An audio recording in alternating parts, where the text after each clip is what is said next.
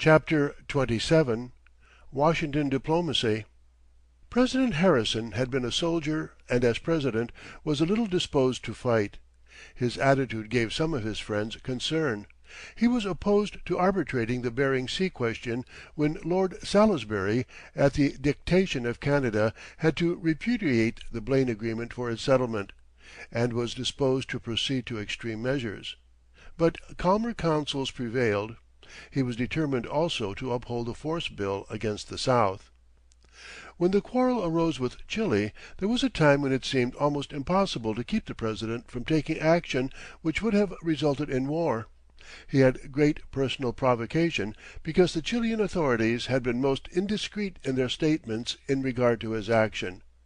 I went to Washington to see whether I could not do something toward reconciling the belligerents, because, having been a member of the first Pan American Conference, I had become acquainted with the representatives from our southern sister republics and was on good terms with them. As luck would have it, I was just entering the Shoreham Hotel when I saw Senator Henderson of Missouri, who had been my fellow delegate to the conference. He stopped and greeted me, and, looking across the street, he said, "There's the President beckoning to you." I crossed the street. "Hello, Carnegie. When did you arrive?" "Just arrived, Mr. President. I was entering the hotel." "What are you here for?" "To have a talk with you." "Well, come along and talk as we walk."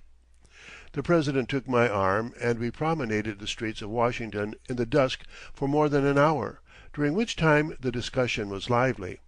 I told him that he had appointed me a delegate to the Pan American Conference, that he had assured the South American delegates when they parted that he had given a military review in their honor to show them, not that we had an army, but rather that we had none and needed none, that we were the big brother in the family of republics, and that all disputes, if any arose, would be settled by peaceful arbitration. I was therefore surprised and grieved to find that he was now apparently taking a different course, threatening to resort to war in a paltry dispute with Little Chile. "You're a New Yorker and think nothing but business and dollars. That is the way with New Yorkers. They care nothing for the dignity and honor of the Republic," said His Excellency. "Mr. President, I am one of the men in the United States who would profit most by war. It might throw millions into my pockets as the largest manufacturer of steel." "Well, that is probably true in your case. I had forgotten." "Mr. President, if I were going to fight, I would take someone of my size." "Well, would you let any nation insult and dishonor you because of its size?" "Mr. President, no man can dishonor me except myself. Honor wounds must be self-inflicted." "You see our sailors were attacked on shore and 2 of them killed, and you would stand that?" he asked. "Mr. President, I do not think the United States dishonored every time a row among drunken sailors takes place. Besides, these were not American sailors at all. They were foreigners, as you see by their names. I would be disposed to cashier the captain of that ship for allowing the sailors to go on shore when there was rioting in the town and the public peace had been already disturbed." The discussion continued until we had finally reached the door of the White House in the dark.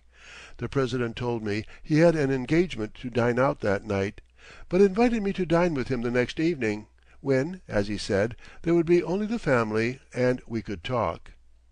"I am greatly honored and shall be with you to-morrow evening," I said, and so we parted. The next morning I went over to see Mr. Blaine, then Secretary of State. He rose from his seat and held out both hands. "Oh, why weren't you dining with us last night?" When the President told Mrs. Blaine that you were in town, she said, "Just think, Mr. Carnegie is in town and I had a vacant seat here he could have occupied." "Well, Mr. Blaine, I think it is rather fortunate that I have not seen you," I replied, and I then told him what had occurred with the President. "Yes," he said, "it really was fortunate.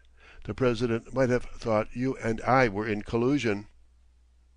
Senator Elkins of West Virginia, a bosom friend of Mr. Blaine and also a very good friend of the President, happened to come in and he said he had seen the President, who told him that he had had a talk with me upon the Chilean affair last evening, and that I had come down hot upon the subject.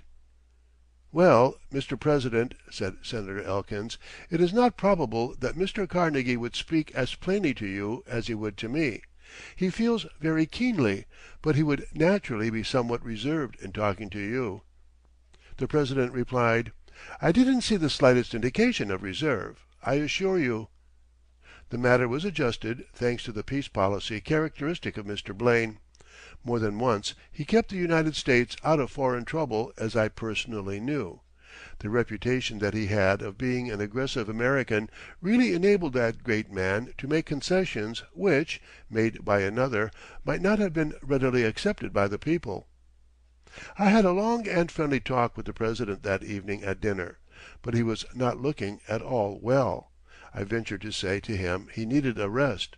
By all means he should get away. He said he had intended going off on a revenue cutter for a few days, but Judge Bradley of the Supreme Court had died and he must find a worthy successor. I said there was one I could not recommend because we had fished together and were such intimate friends that we could not judge each other disinterestedly, but he might inquire about him. Mr. Shiraz, of Pittsburgh. He did so and appointed him. Mr. Shiraz received the strong support of the best elements everywhere. Neither my recommendation nor that of any one else would have weighed with President Harrison one particle in making the appointment if he had not found Mr. Shiraz the very man he wanted. In the Bering Sea dispute the President was incensed at Lord Salisbury's repudiation of the stipulations for settling the question which had been agreed to. The President had determined to reject the counter proposition to submit it to arbitration. Mr. Blaine was with the President in this, and naturally indignant that his plan, which Salisbury had extolled through his ambassador, had been discarded. I found both of them in no compromising mood. The President was much the more excited of the two, however. Talking it over with Mr. Blaine alone, I explained to him that Salisbury was powerless. Against Canada's protest he could not force acceptance of the stipulations to which he had hastily agreed. There was another element. He had a dispute with Newfoundland on hand, which the latter was insisting must be settled to her advantage. No government in Britain could add Canadian dissatisfaction to that of Newfoundland. Salisbury had done the best he could. After a while Blaine was convinced of this and succeeded in bringing the President into line. The Bering Sea troubles brought about some rather amusing situations. One day Sir John Macdonald, Canadian Premier, and his party reached Washington and asked Mr. Blaine to arrange an interview with the President upon this subject. Mr. Blaine replied that he would see the President and inform Sir John the next morning. "Of course," said Mr. Blaine, telling me the story in Washington just after the incident occurred, "I knew very well that the President could not meet Sir John and his friends officially, and when they called I told them so. Sir John said that Canada was independent, as sovereign as the State of New York was in the Union."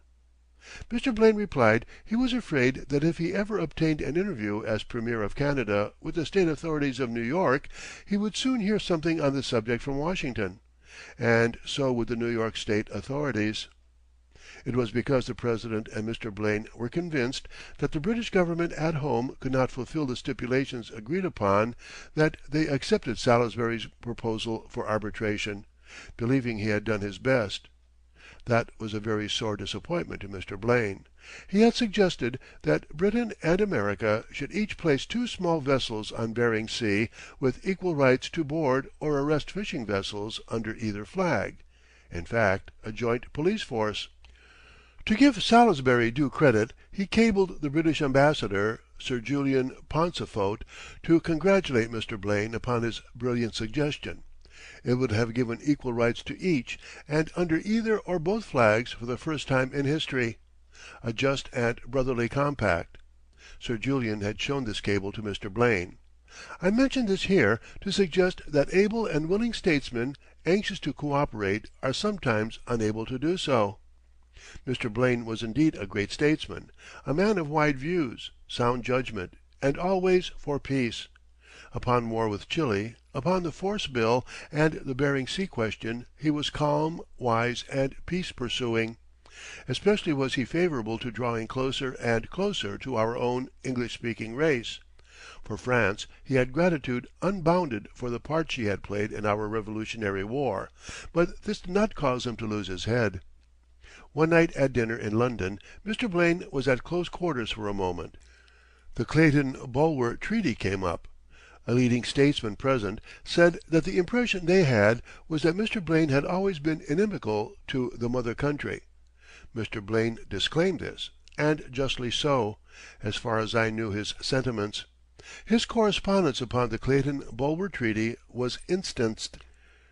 Mr. Blaine replied: "When I became Secretary of State and had to take up that subject, I was surprised to find that your Secretary for Foreign Affairs was always informing us what Her Majesty expected, while our Secretary of State was telling you what our President ventured to hope. When I received a dispatch telling us what Her Majesty expected, I replied, telling you what our President expected." "Well, you admit you'd changed the character of the correspondence," was shot at him. Quick as a flash came the response: "Not more than conditions had changed. The United States had passed the stage of venturing to hope with any power that expects.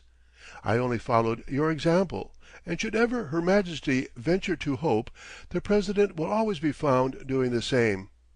I am afraid that as long as you expect, the United States will also expect in return."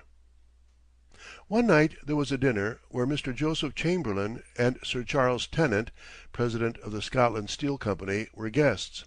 During the evening the former said that his friend Carnegie was a good fellow, and they all delighted to see him succeeding, but he didn't know why the United States should give him protection worth £1,000,000 sterling per year or more for condescending to manufacture steel rails.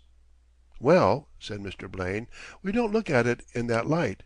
I am interested in railroads, and we formerly used to pay you for steel rails $90 per ton for every ton we got, nothing less. Now, just before I sailed from home, our people made a large contract with our friend Carnegie at $30 per ton. I am somewhat under the impression that if Carnegie and others had not risked their capital in developing their manufacture on our side of the Atlantic, we would still be paying you $90 per ton to day." Here Mr. Charles broke in: "You may be sure you would. $90 was our agreed upon price for you foreigners." Mr. Blaine smilingly remarked: "Mr. Chamberlain, I don't think you have made a very good case against our friend Carnegie." "No," he replied, "how could I, with Sir Charles giving me away like that?" And there was general laughter. Blaine was a rare raconteur, and his talk had this great merit: never did I hear him tell a story or speak a word unsuitable for any, even the most fastidious company to hear. He was as quick as a steel trap, a delightful companion, and he would have made an excellent and yet safe president. I found him truly conservative and strong for peace upon all international questions. End of chapter 27.